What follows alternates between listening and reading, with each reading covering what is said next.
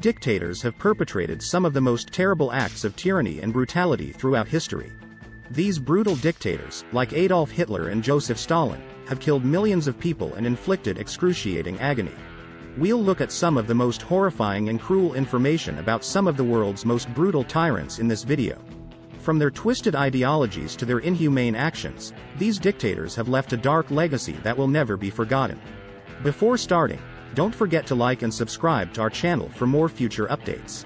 So let's start. Number 1. Adolf Hitler. German politician Adolf Hitler, 1889 to 1945, served as the head of the Nazi Party. He became the most powerful man in Germany in the 1930s, and he is considered as one of the 20th century's most significant leaders. His involvement in the systematic persecution and death of millions of Jews and other members of minority groups during World War II is what made him famous. Hitler went to Germany in 1913 after being born in Austria in 1889.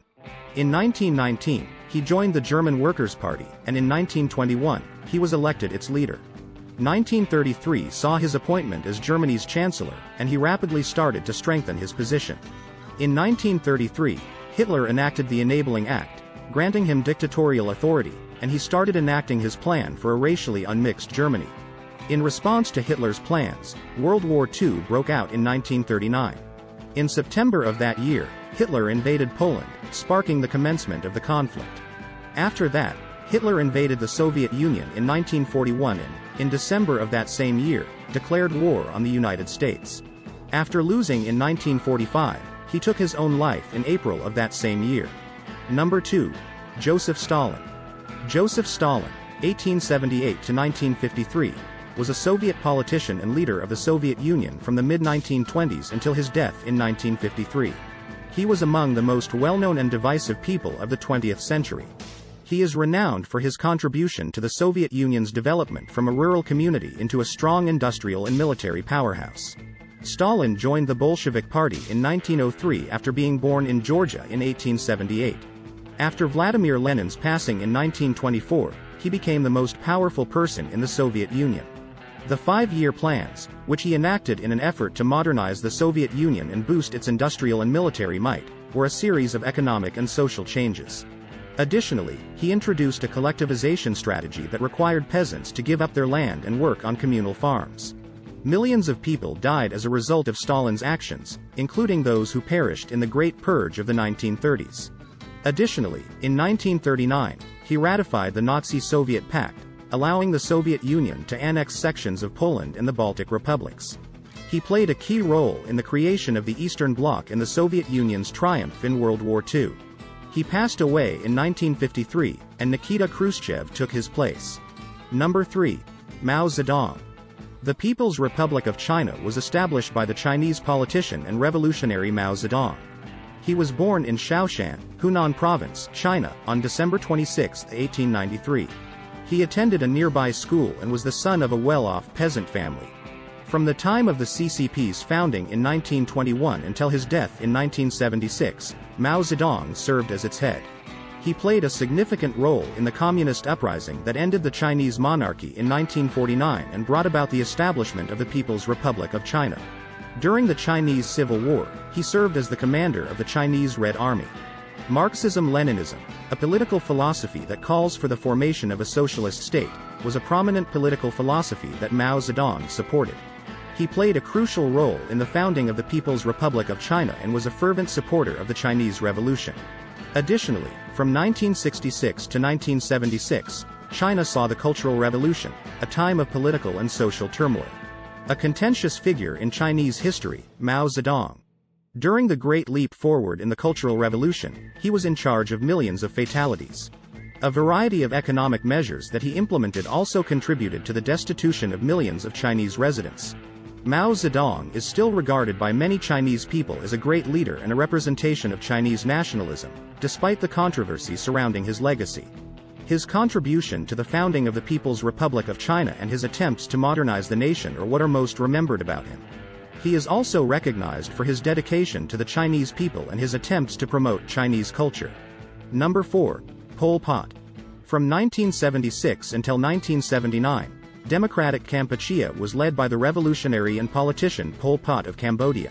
He was the head of the Khmer Rouge, a violent communist group that is said to have killed between 1.5 million and 2 million people during the genocide in Cambodia.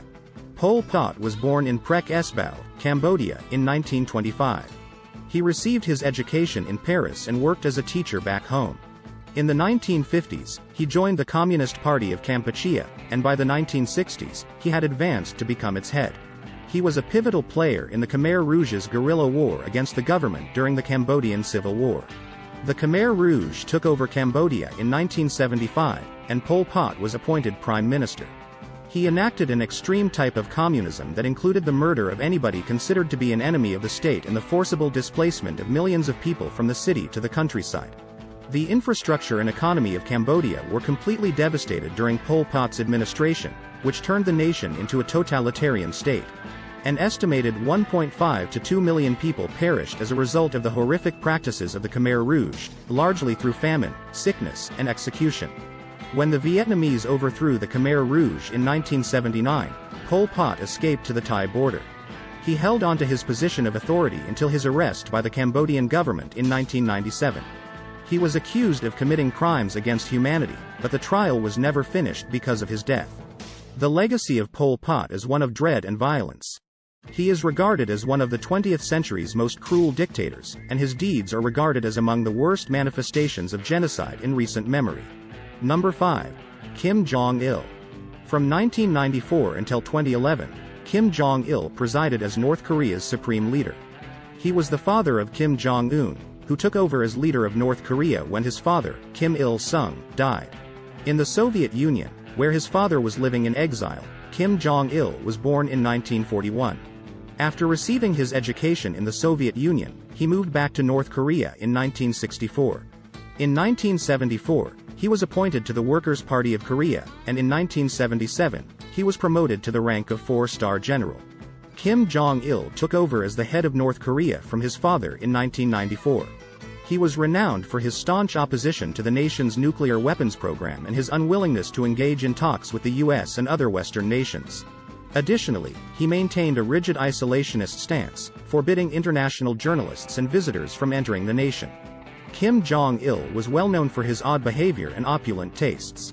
He was claimed to be a devotee of American cinema, especially James Bond flicks, and to have over 20,000 films in his own collection. He was also said to have a personal chef who cooked meals for him. He was also renowned for his appreciation of exquisite cuisine and wine. Additionally, Kim Jong-il was well known for violating human rights. He was charged of utilizing torture and public executions to keep the populace under control. Additionally, he was charged with depriving anyone who disagreed with him of food and utilizing food shortages to keep the populace under control. When Kim Jong-il passed away in 2011, his son, Kim Jong-un, took over as leader. In North Korea, there were opposing emotions to his death. Some people lamented it while others rejoiced. His legacy is still debatable, with some admiring his leadership and others denouncing his violations of human rights. This is it for today's video. What do you think of our video? Let us know in the comment section below. Don't forget to like and subscribe to our channel for more future updates. Thanks for watching.